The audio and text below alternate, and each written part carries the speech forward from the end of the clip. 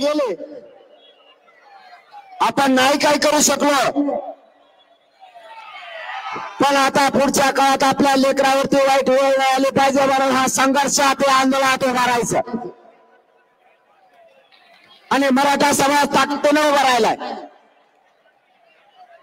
या सरकारनं छगन भुजबळचं ऐकून ओबीसीचे काही नेते आपल्या विरोधात घालायचं काम सुरू केलंय. मायबाप मराठ्यांना तुम्हाला हात जोडून विनंती करून सांगतोय,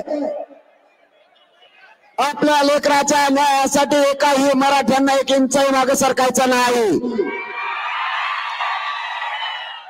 जर आता ही संधी गेली तर पिढ्यांना पार कधीच मराठ्यांना अशी संधी येणार नाही. आरक्षण असून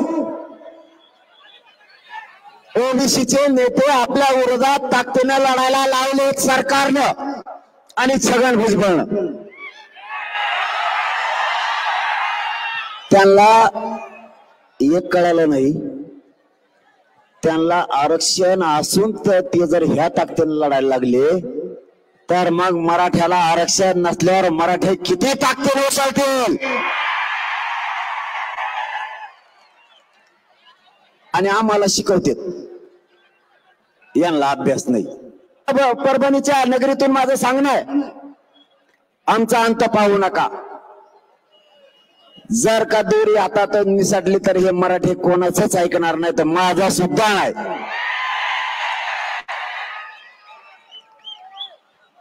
आपली मागणी सगळ्यात अगोदर होती, आजही आहे.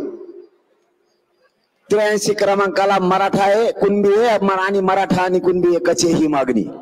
सरसकट मराठ्यांना कुणबी प्रमाणपत्र द्या. चंद्रकांत दादा पाटलांना हे माहित नसेल, त्यांनी आमच्या मागल्या बाईट काढून बघाव्यात आणि सगळ्या सोयऱ्यांचा काढलेला अध्यादेश वाचून बघावा. त्यावरती काय, या परभणी नगरीतून महाराष्ट्रातल्या सगळ्या मराठ्यांना आणि सरकारला पुन्हा एकदा सांगतो, ज्या मराठ्यांची नोंद सापडली, ज्या मराठ्यांची नोंद सापडली नाही, तुम्ही आरक्षणच ऐकायला आले ना, मग शांत बसा ना. दिसणारच नाही याच्या पलीकडे काय होईल. सगळ्यांची इच्छा कशा छगन भुजबळ पुऱ्या होत्या, त्याच्या पुऱ्या होत्यात बुवा. आडा तेडा कसा नाचतो म्हणून तो भीती दाखवत होता आतापर्यंत ओबीसीच्या मताची. आता मराठ्यांचा मतदानाचा कचका कसा आहे त्यांना कळाल्यामुळे ते आता मराठ्यांचा नादी नाही लागत.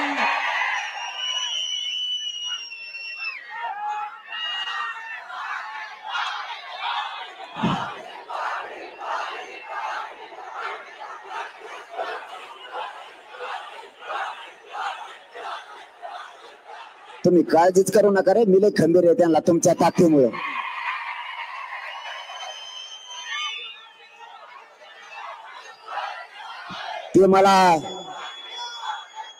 ते मला अडाणी समजित येत. मला म्हणतात अडाणी, याला कायद्याचा अभ्यास नाही, गावठी हे. कसा गावठीने खोटा ठोकलाय, उपसतोय का आता छगन भुजबळ. याच्यासाठी सांगितलं होतं, मराठ्यांच्या जीवावर निवडून येऊन मंत्री झालेला आहे, सावध राय. आता येवल्यातले लोक म्हणतात, पाटील तुम्ही त्याला निवडून द्या, म्हणलं तरी आम्ही पाडणार आहेत. घे खोटा गुतून. आता तो म्हणला होता मी पाचर ठोकली मराठ्याच्या आरक्षणात, आता मराठ्यां कसा खोटा ठोकला उपटतो का तुला. असून दे मी अडाणी आहे, पण मराठ्याला आरक्षण दिलं का नाही. मी सरकारला सांगितलं होतं 54 लाख नोंदी निघाल्या. सरकारनं मला प्रोसिडिंग बुक देऊन सांगितलंय 54 लाख नाही 57 लाख नोंदी निघाल्यात. म्हणलं बरं झालं मग तर. एका नोंदीवर 40-50 प्रमाणपत्र निघते. आपण 3च धरू तरी 1.5 कोटी मराठा आजच आरक्षणात गेलाय. मी अडाणी आहे, छगन भुजबळ म्हणतो तर अडाणी आहे, पण दिलं का नाही मराठ्याला आरक्षण. तो म्हणतो कसला काम दिसतो ते, तुला काय करायचं, मला काय लग्न करायचं तो संग. मी दिसून देईन कसला बी. तुला दोन्ही कामात हारिलं की नाही? म्या तुला आरक्षणात हारिलं, तुला खोटा उपटून म्हणलं उपटीला का नाही? म्या मराठ्याला म्या एकदाच सांगितलं, मराठ्यांची मतात ताकद दिसली पाहिजे, मराठ्यांना भिले पाहिजेत, मराठ्यांच्या मताची दहशत झाली पाहिजे, माझ्या माता माऊलीला किंमत आली पाहिजे. ताकदीनं पाळा.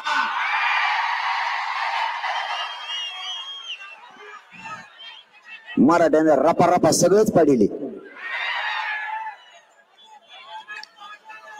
या परभणी जिल्ह्यातल्या मराठा समाजाच्या साक्षीनं मी आज चंद्रकांतदादा पाटलांना सांगतो, सरकारची सुपारी घेऊन बोलू नका. आम्हाला अभ्यास नाही म्हणताय, पण अभ्यास तुम्ही करा. अधिसूचना वाचा काय होती. आमची मागणी आहे, सरसकट मराठ्यांना कुणबी प्रमाणपत्र द्या.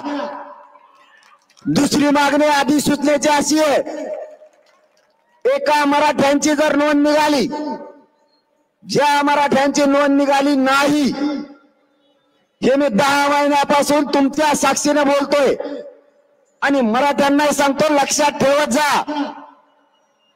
ज्या मराठ्यांची नोंद निघाली आणि ज्या मराठ्यांची नोंद निघाली नाही, ज्या मराठ्यांची नोंद निघाली त्याच नोंदीच्या आधारावर नोंद न निघालेल्या मराठ्यांना सुद्धा कुणबी प्रमाणपत्र द्यायचं, सगळे सोयरे म्हणून. चंद्रकांत दादा पाटील गैरसमज पसरायला लागलेत मराठ्यात. त्यांना वाटतंय मराठ्याला काही कळतच नाही. ते काय म्हणतात माहितीये का? ते म्हणतात 2017 सालीच हा कायदा पारित केलेला आहे, ज्याची नोंद निघाली त्याच्या नातेवाईकाला सोयऱ्याला दिली जाते. म्हणजे नोंद निघाली की त्याच्या नातेवाईकाला सुद्धा दिलं जातं, सोयऱ्याला सुद्धा दिलं जातं. चंद्रकांत दादा, तुम्हाला सोयऱ्यात नातेवाईकाचा फरकच कळाला नाही आणखी. ते सोयरे कोणाला म्हणतात माहिती आहे तुम्हाला? ते म्हणते ज्याची नोंद निघाली त्याच्या सोयऱ्याला देतो ना राव आम्ही. म्हणलं कोणत्या सोयऱ्याला देता तुम्ही? त्यांनी सांगितलं ज्याची नोंद निघाली त्याच्या चुलत्याला, पुतण्याला, आजोबाला, आज्याला. आयला म्हणलं तुमच्यात हे सोयरे केव्हापासून झाले? चुलते पुतणे लग्न केव्हापासून करायला लागले? आमच्यात नाही चुलत्याचं पुतण्याचं लग्न होत, तुमच्यात होतं का? त्याला सगळे सोयरे नाही म्हणत. म्हणलं आपली व्याख्या अशी आहे, ज्या मराठ्यांची नोंद निघाली त्याच्या सोयऱ्यांना सुद्धा द्यायचं, नोंद नसली तरी. व्याख्या अशी आहे, मराठा समाजात पिढ्याना पार परंपरेनुसार राज्यांतर्गत लग्नाच्या सोयरीकी जुळतात, गणगोतात ते सगळे सोयरे.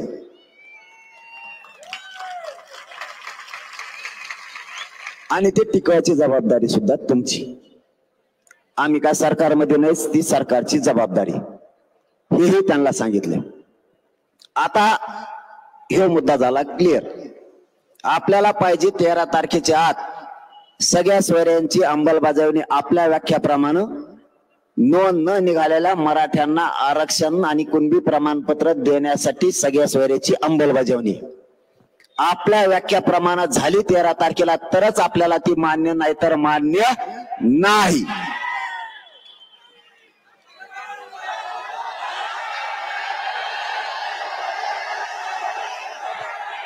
काय अगं बाय बाय बाय बाय, सगळं येतात का तुम्ही? बघू मग आता काय, मुंबई तर मुंबई. आता त्यावेळेस हा बघ, चूक कोणाची होत असती. मी तुमचा लेकरू आहे, प्रामाणिकपणाने लढतो, तुमच्याशी गद्दारी करत नाही, इकत नाही, फुटत नाही, मॅनेज होत नाही, पैसे घेत नाही, पद घेत नाही. माझी काही चूक नाही. मी सांगितलं सगळ्या सोयऱ्याची अंमलबजावणी करा. त्यांनी सांगितलं 2012च्या कायद्यात दुरुस्ती करावी लागणार आहे, त्याच्यासाठी अधिसूचना काढावं लागेल, त्याच्याशिवाय सगळ्या सोयऱ्याचं देता येणार नाही. म्हणलं ठीक आहे, अधिसूचना काढली. मी तुम्हाला तुमची इच्छा नसताना मुंबईतून माघारी आणलं, पण जे नियम होते त्या नियमाप्रमाणे वागणं गरजेचं होतं. अधिसूचना काढल्याशिवाय 2012च्या कायद्यात दुरुस्ती होणार नव्हती. त्याच्यात सुधारणा करायची असली तर 2012च्या कायद्यानं 2001च्या कायद्यानुसार आरक्षण दिलेलं आहे. त्यामुळे त्याच्यात बदल केल्याशिवाय पर्याय नव्हता. म्हणून अधिसूचनेची आवश्यकता होती, म्हणून आपण थांबलो. पण आता जर मुंबईला जायची वेळ आली तर तुम्ही म्हणता तेव्हा माघारी येऊ.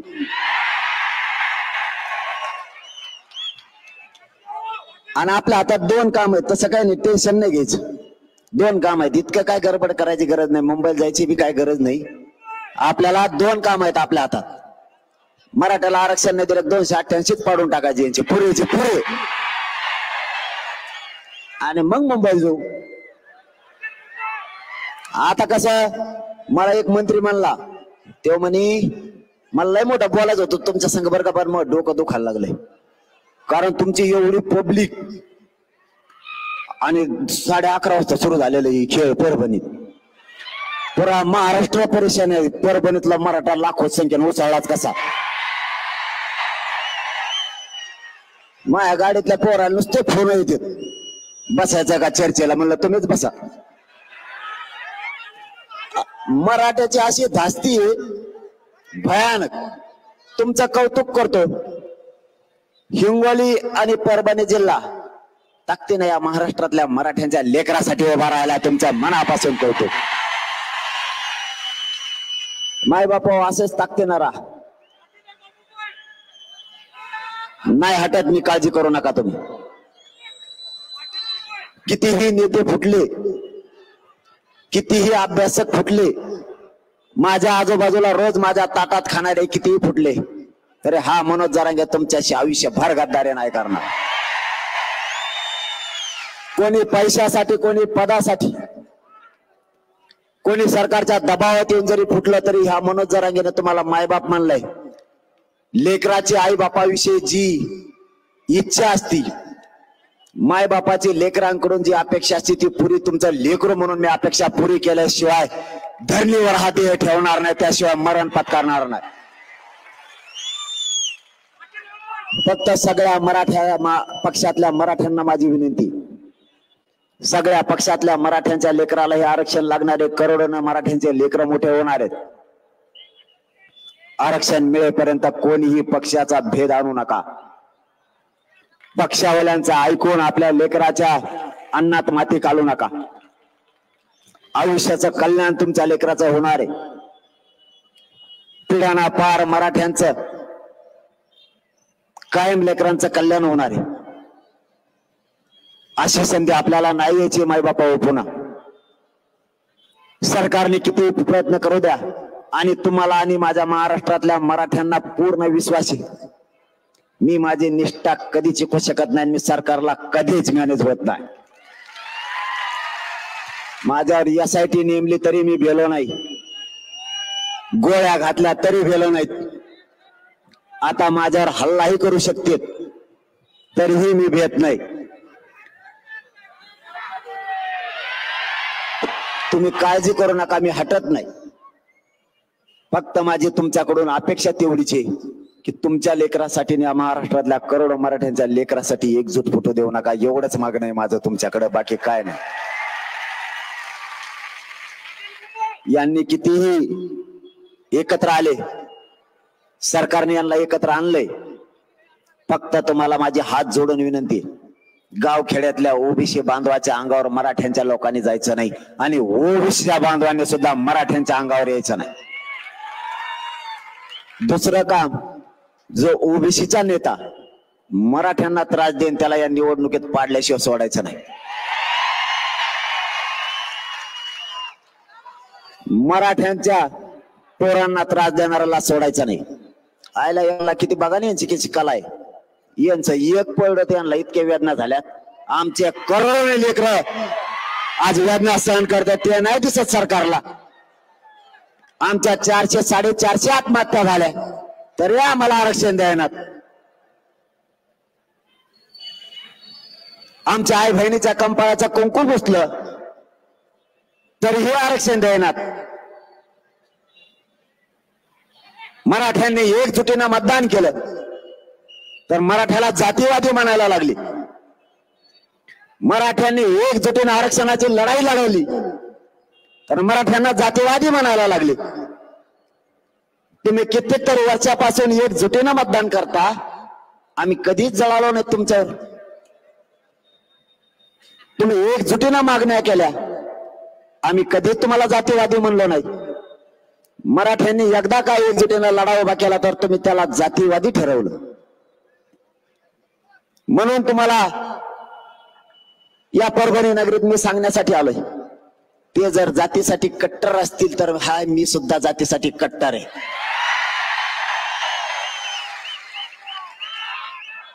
तुम्ही जर तुमच्या जातीसाठी केसेस घ्यायला भेटणार नसलात तर माझाही मराठा खोटेच केसेस घ्यायला भेट नाही.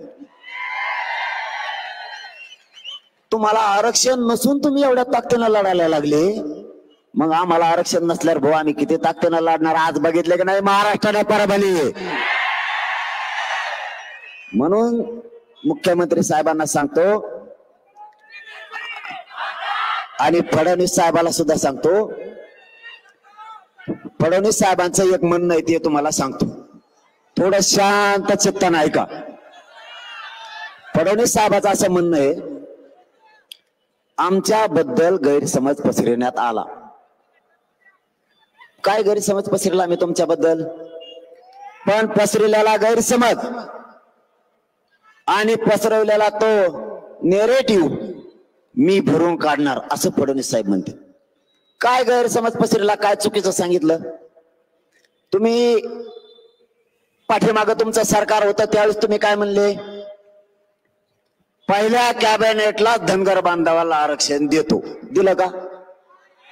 काय चुकीचं बोललो मी? धनगराला आरक्षण द्या एसटीतून म्हणलो, काय चूक केली? आमच्या आई बहिणीच्या डोक्यात गोळ्या घातल्या, काय चुकीचं समाजाला सांगितलंय? काय गैरसमज पसरला? ही गैरसमज आहे. गोळ्या नाही घातल्या तुमच्या पोलिसानं. आमच्या आई बहिणीचे डोके फुटून रक्ताच्या थारोळ्यात आमचे 5-5 वर्षाचे लेकरं नाही पडले का? आमच्या 70 वर्षाच्या आजीचं कंबर मोडलं तर तिला आत्ताही उठता येत नाही, हे खरं नाही का? मराठ्यांना आरक्षण दिलेलं तुम्हीच घालवलं, हे खरं नाही का? 83 क्रमांकाला ओबीसीच्या यादीत कुणबी म्हणून मराठा जात घातली. मराठा आणि कुणबी एकच आहे. सुशील कुमार शिंदे सरकारनं तोच आधार घेऊन मराठ्यांना कुणबी आणि मराठा म्हणून अध्यादेश काढला. हे खोटं आहे का? मराठा काय चुकीचं बोलतोय? 180 जाती आरक्षणात घातल्या गेल्या, त्याच्यानंतर आता 350 ते 400 जाती ओबीसी आरक्षणात झाल्यात. एक जात अगोदर आरक्षणात घातली, बाकीच्या घातलेल्या जाती ह्या पोट जाती उपजाती म्हणून घातल्या. एक माळी समाजाची जात घातली, त्याच्यानंतर सगळ्या माळी समाजाची जात त्याच माळी समाजाच्या आधारावर घातली. एक बागवान घातला, त्याच आधारावर बाकीचे घातले. ज्या जाती घातल्या गेल्या अगोदर एक नंतर सगळ्या घातल्या, त्यांचे व्यवसाय सारखे आहेत म्हणून माळ्यांचा जो व्यवसाय तोच दुसऱ्या माळ्यांचा व्यवसाय म्हणून सगळा माळी समाज आरक्षणात घालण्यात आला. मग कुणबींचा आणि मराठ्यांचा व्यवसाय एकच आहे, शेती. मग मराठ्यांची पोटजात कुणबी होत नाही का? काय चुकीचं बोललो आम्ही? फडणवीस साहेब काय चुकीच्या बातम्या दिल्यात? तुम्ही सांगितलं होतं अंतरवालीतल्या माता मावल्यावर झालेले केसेस अंतरवालीसह राज्यातल्या सगळ्या मागे घेतो. फडणवीस साहेब तुम्ही आणखी छगन भुजबळचा ऐकून केसेस मागे घेतला नाही, उलट 1 लाख केसेस मराठ्यावर तुम्ही जास्त केल्या. मराठ्यांना हे कळतंय, तुम्ही चाल करायला लागले आणि ओबीसीचे नेते आमच्या अंगावर ते घालायला लागला. भाजप मधल्या सगळ्या मराठ्यांना माझं आव्हान आहे, आम्हाला राजकारण नाही करायचं. तुम्ही सगळेजण मिळून भाजप मधल्या सगळ्या मराठ्यांच्या नेत्यानं, आमदारानं, मंत्र्यानं आणि पदाधिकाऱ्यांनी फडणवीस साहेबांकडे जाऊन बसा. आम्ही तुमच्या फडणवीस साहेबाच्या विरोधात नाही बोलत, कारण ते फडणवीस साहेब तुमचे, तुम्ही जातीला नाही मानत असं म्हणतात लोक. म्हणून मराठ्यांच्या नेत्यांनी भाजप मधल्या त्यांनी तुमच्या फडणवीस साहेबाला सांगाव की फडणवीस साहेब त्यांचं आरक्षण देऊन टाका, ठरलेलं द्या. आम्ही फडणवीस साहेबाच्या, शिंदे साहेबाच्या विरोधात बोलत नाहीत. जाहीरपणानं परभणीच्या मराठा बांधवांच्या साक्षीनं सांगतो की भाजप मधल्या मराठ्यांच्या आमदारांना आणि मंत्र्यांना आमच्या ठरलेल्या 9 मागण्या, मराठा आणि कुणबी एकच आहेत, 3ही गॅजेट लागू करा. आम्हाला बोलण्याची आवश्यकता नाही. दुसरी मागणी, भाजपातल्या सगळ्या मराठ्यांना, राष्ट्रवादीच्या, शिवसेनेच्या सगळ्या मराठ्यांच्या आमदारांना, पदाधिकाऱ्यांना, खासदारांना आणि मंत्र्यांना आव्हान आहे आणि आमची विनंती सुद्धा आहे शेवटची. ओबीसीचे सगळे नेते मराठ्यांना आरक्षण मिळू नये म्हणून सगळ्या पक्षातले एक झालेत. भाजपातल्या, राष्ट्रवादी, शिवसेना, काँग्रेस मधल्या सगळ्या मराठ्यांच्या नेत्यांनी मराठ्यांच्या पाठीशी ताकदीने उभा राहावं ही तुम्हाला विनंती आहे. आणि जर तुम्ही नाही राहिले तर पुढे निवडणूक आलेले मराठे काय करते त्याची जबाबदारी माझी नाही. आमच्या लेकरासाठी आम्ही गोरगरीब मराठे कोणत्याही थराला जाऊ शकतो. माझी मायबाप तुम्हाला शेवटी, तुम्ही सकाळपासून या परभणीच्या नगरीत आलेले आहेत. तुमचा मला जास्तीचा मुद्दाम वेळ घ्यायचा नाही. तुम्हाला फक्त एवढंच सांगायला आलोय, आपल्याला त्यांचं टेन्शन न घेऊ तुम्ही, त्यांचं टेन्शनच घेऊ नका तुम्ही.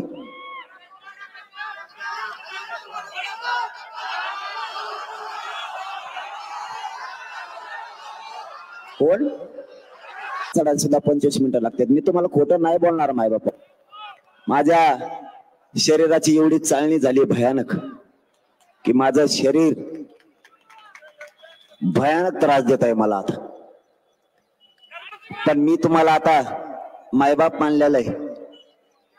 लेकरं म्हणून माझ्या खांद्यावर तुम्ही जबाबदारी दिलेली, तर तुमच्या लेकराच्या डोक्यावर आरक्षण देऊन गुलाल टाकूस तर मी नाही हटत. या उपोषणामुळे शरीर इतकं भयानक त्रास देत आहे की मला पायऱ्या चढताना उतरताना सुद्धा माणसाचा आधार घ्यायची वेळ आली. आता पहिल्यांदा मला माणसाचा आधार घ्यायची वेळ येत नव्हती, परंतु आता मला चढताना आणि उतरताना माणसाचा आधार घ्यावा लागतो. कारण या शरीरातलं पूर्ण रक्त कमी झाल्यामुळं आणि कधी माझा पाय ताठल किंवा कधी हात ताठल, कधी मुंग्या येतील सांगता येत नाहीये. पण मी तुम्हाला आता शब्द दिलेला आहे की मी माझ्या मराठा समाजाच्या लेकराला मोठं केल्याशिवाय नाही हटणार. माझा जरीला आणि मी ठरवलंय, माय मावल्या हो, मी ठरवताना ठरवलंय की मरणाच्या शेवटच्या घटका सुद्धा मोजायची वेळ आली तरी समाजासाठीच मोजायच्या.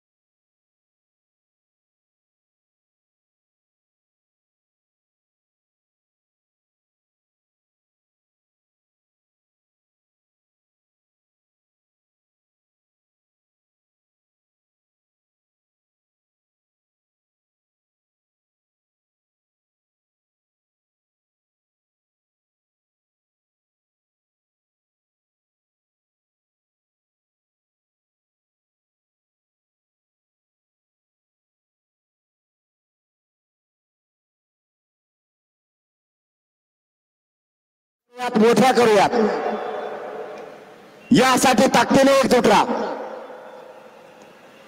आरक्षणामुळे बाकीच्यांचे सगळ्यांचे लेकरं मोठे झालेत. आपल्या लेकराचं काय? आपले पोरं नोकऱ्याला लागत नाहीत. आपल्या पोरांना उच्च शिक्षण नाही. नोकरीला असणारे मराठी यांनाही भरत्या मिळत नाहीत. उच्च कॉलेज आपल्याला नाहीत, उच्च केंद्रीय कॉलेज आपल्याला नाहीयेत, उच्च शिक्षण नाहीये. प्रत्येक आई बापाला वाटतं माझा पोरगा कलेक्टर झाला पाहिजे, इंजिनियर झाला पाहिजे, माझी मुलगी डॉक्टर झाली पाहिजे. प्रत्येकाला वाटतं माझाही PSI झाला पाहिजे, माझी मुलगी माझाही मुलगा तहसीलदार झाला पाहिजे. मग बाप मराठ्यांना आरक्षणाशिवाय पर्याय नाही. नुसतं गाठून राहू नका. माझा नेता आणि माझा नेता एवढंच आपलं आयुष्य नाहीये. नेते मोठे करायचे आणि स्वतःच्या मुलाला डोळ्यात देखता उपाशी मरताना बघायचं, हे आता होऊ देऊ नका. आपले लेकरं मोठे झाले पाहिजे, तर आरक्षणातून आपले लेकरं मोठे होणार आहेत. काही झालं तरी महाराष्ट्रातल्या मराठ्यांना ओबीसीतूनच आरक्षण मिळवून द्यायचं, त्याशिवाय थांबायचं नाही. शेवटचं सांगतो, ताकदीने एकजूट राहा, ताकद उखडू देऊ नका. सरकारनं जर आपलं आरक्षण नाही दिलं तर महाराष्ट्रातली सगळ्यात मोठी एखाद्या मैदानावर बैठक घेऊन, मराठ्यांची बैठक घेऊन पुढचा निर्णय आपण ठरवू. जर आपल्याला नाही आरक्षण दिलं तर 288 उभा करायचे का 288 पाडायचे. 100% मतदान करायला मराठ्यांनी सुद्धा शिका. आपली काय एकजुटी आता बऱ्याच जणांनी बघितली, ते याच्यात हुशार झालेत. आणि आजची परभणीची रॅली बघून मला तरी वाटतं सरकार 13 तारखेच्या आत आरक्षण देईल. आणि जर नाही दिली तर परभणी जिल्ह्यात आणि महाराष्ट्रातले 288 गेले म्हणून समजा. कोणत्या नेत्याला भेट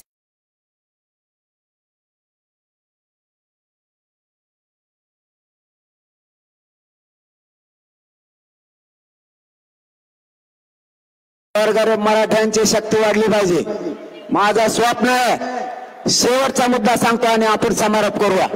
माझं स्वप्न आहे मराठ्यांना आरक्षण देऊन मराठ्यांच्या लेकरावरती IPS IAS दर्जाचे अधिकारी झालेले वर्दी चढलेली मला बघायची. आणि गोरगरीब मराठ्यांना या महाराष्ट्रात किंमत आली पाहिजे. गोरगरीब मराठ्यांशिवाय या महाराष्ट्रातला प्राणही आला नाही पाहिजे. एवढी एकजूट राहू द्या. एकजुटीनं मतदान करायचं. गोरगरीब मराठ्यांनी एक शिक्का मतदान करायचं. मला गोरगरिबांच्या चपला सकट पाय पडलेले लोक बघायचे. आताच पडायला लागलेत, कचा कच चपला सकट पाय पडत आहेत मराठ्याचे.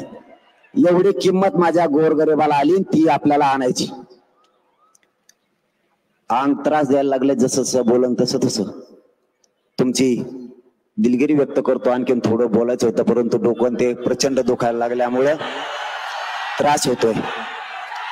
तुम्हाला माझी एक विनंती आहे की माय बापा हो, एकजूट फुटू देऊ नका. आरक्षण घेतल्याशिवाय मी हटणार नाही.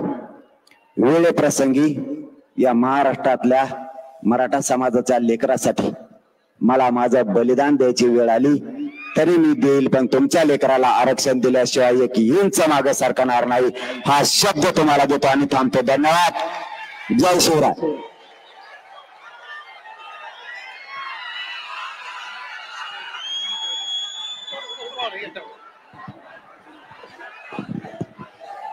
खूप धन्यवाद दादा, आपण या जिल्ह्याला मार्गदर्शन केलं. आणि परभणी जिल्ह्याच्या वतीनं आरोही आणि अस्मिता आदरणीय दादांना पुष्पहार घालतील.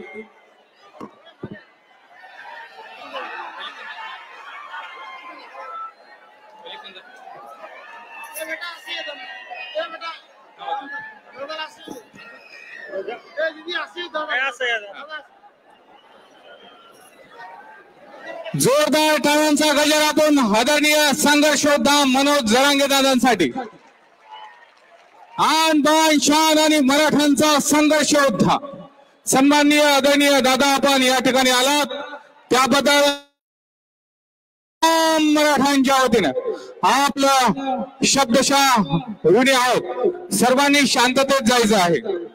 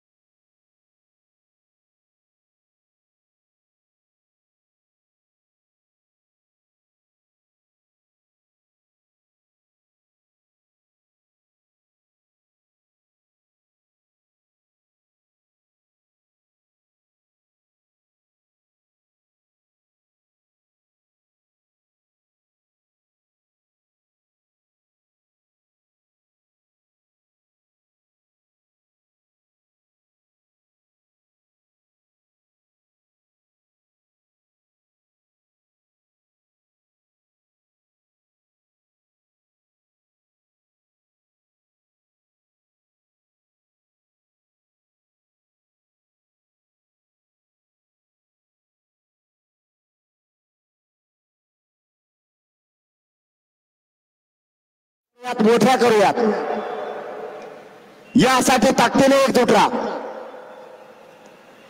आरक्षणामुळे बाकीच्यांचे सगळ्यांचे लेकरं मोठे झालेत. आपल्या लेकराचं काय? आपले पोरं नोकऱ्याला लागत नाहीत. आपल्या पोरांना उच्च शिक्षण नाही. नोकरीला असणारे मराठी यांनाही भरत्या मिळत नाहीत. उच्च कॉलेज आपल्याला नाही तर उच्च केंद्रीय कॉलेज आपल्याला नाहीये. उच्च शिक्षण नाहीये. प्रत्येक आई बापाला वाटतं माझा पोरगा कलेक्टर झाला पाहिजे, इंजिनियर झाला पाहिजे, माझी मुलगी डॉक्टर झाली पाहिजे.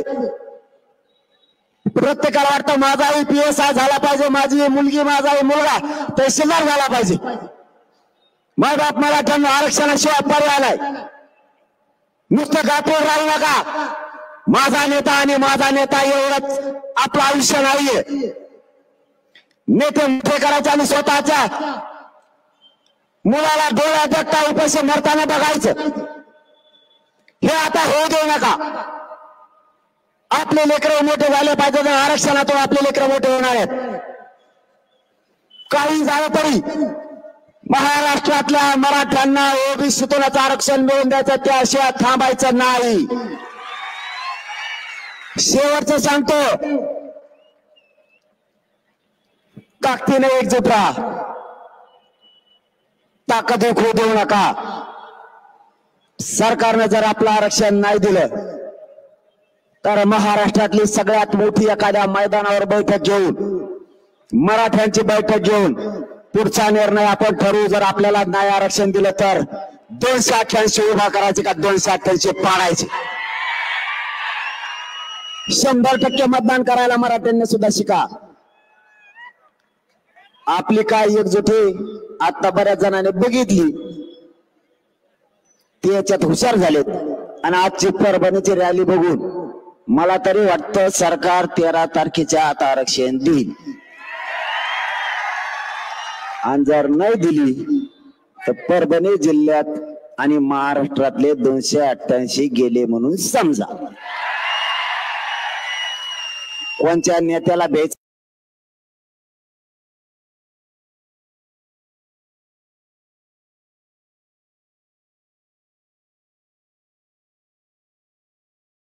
गरीब मराठ्यांची शक्ती वाढली पाहिजे. माझं स्वप्न आहे. शेवटचा मुद्दा सांगतो आणि आपण समारोप करूया. माझं स्वप्न आहे मराठ्यांना आरक्षण देऊन मराठ्यांच्या लेकरावरती IPS IAS दर्जाचे अधिकारी झालेले वर्दी चढलेली मला बघायची. आणि गोरगरीब मराठ्यांना या महाराष्ट्रात किंमत आली पाहिजे. गोरगरीब मराठ्यांशिवाय या महाराष्ट्रातला पाणही आला नाही पाहिजे. एवढी एकजूट राहू द्या. एकजुटीनं मतदान करायचं. गोरगरीब मराठ्यांनी एक शिक्का मतदान करायचं. मला गोरगरिबांच्या चपला सकट पाय पडलेले लोक बघायचे. आताच पडायला लागलेत कचाकच चपला सकट पाय पडत आहेत मराठ्याचे. एवढी किंमत माझ्या गोरगरिबाला आली, ती आपल्याला आणायची. अंग त्रास द्यायला लागले जसं बोलन तसं तुमची दिलगिरी व्यक्त करतो. आणखीन थोडं बोलायचं होतं परंतु डोकं ते प्रचंड दुखायला लागल्यामुळे त्रास होतोय. तुम्हाला माझी एक विनंती आहे की माय बापा हो, एकजूट फुटू देऊ नका. आरक्षण घेतल्याशिवाय मी हटणार नाही. वेळे प्रसंगी या महाराष्ट्रातल्या मराठा समाजाच्या लेकरासाठी मला माझं बलिदान द्यायची वेळ आली तरी मी देईल, पण तुमच्या लेकराला आरक्षण दिल्याशिवाय एक इंच मागे सरकणार नाही. हा शब्द तुम्हाला देतो आणि थांबतो. धन्यवाद. जय शिवराय.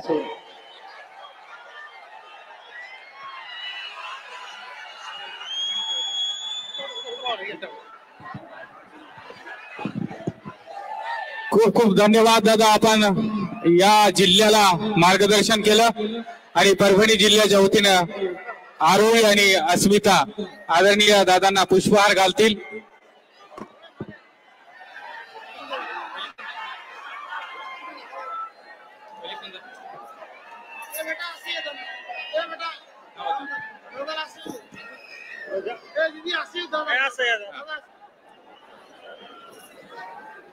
जोरदार टाळ्यांचा गजर आपण आदरणीय संघर्ष योद्धा मनोज जरांगे दादांसाठी.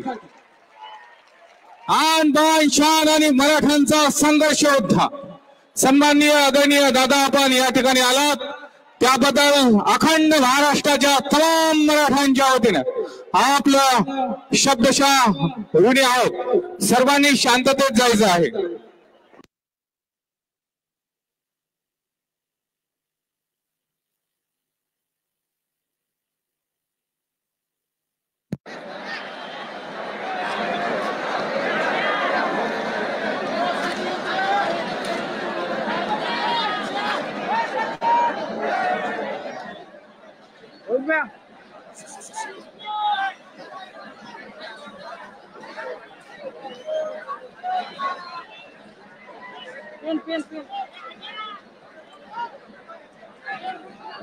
सर्वांना मनापासून खूप खूप धन्यवाद. आपण अतिशय शांततेमध्ये जात पार्किंगची कोणत्याही प्रकारची अडचण होणार नाही याची काळजी घ्यायची आहे. आपण सर्वजण अतिशय शांततेमध्ये राहा त्याबद्दल आपल्या सर्वांचा अखंड महाराष्ट्र आणि सकल मराठा समाजाच्या वतीने ऋण व्यक्त करतो. आपण अतिशय शिस्तीचं आणि शांतीचं दर्शन आपण या महाराष्ट्राला दिलेलं आहे.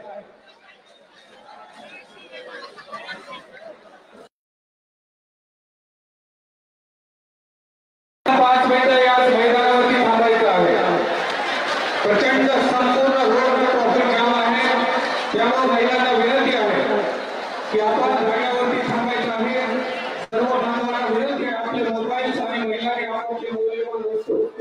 आपण सांभाळायचे आहे.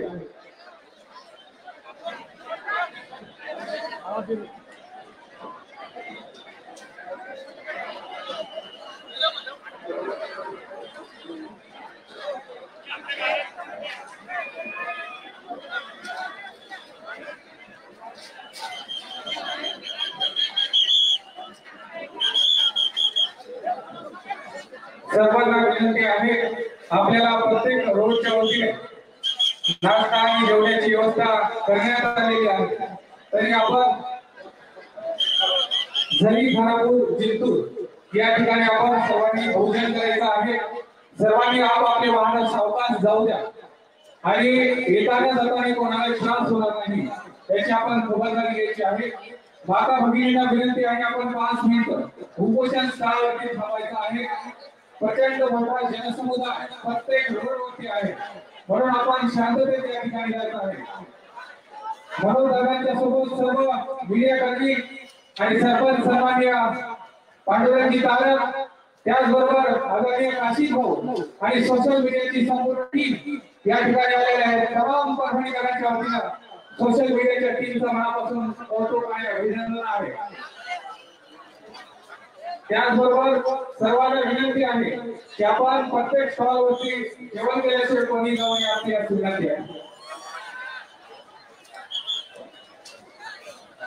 त्याचबरोबर तमाम परभणी जिल्ह्याच्या वतीने आंतरवाडी येथील सरपंच सर्वांनी पांडुरंगजी तारक यांचा आज अभिष्ट चिंतन सोहळा आहे. समस्त परभणीकरांच्या वतीने आदरणीय पांडुरंगजी तारक यांना वाढदिवसाच्या लक्ष शुभेच्छा. जोरदार टाळ्या आदरणीय दादांसाठी आपण वाजवायचे आहे. त्याचबरोबर संपूर्ण टीमला विनंती आहे की आपण या ठिकाणी मोबाईल आणि खिसे टाकून सावधान राहा, शांततेत जा. आपला प्रोग्राम सुधार हो ही शुभेच्छा संपूर्ण परभणीकरांच्या वतीने आपणास देण्यात येत आहे. सर्वांना विनंती आहे, आपण शांततेत जायचं आहे. त्याचबरोबर उपोषणाची महिलांना विनंती आहे, आपण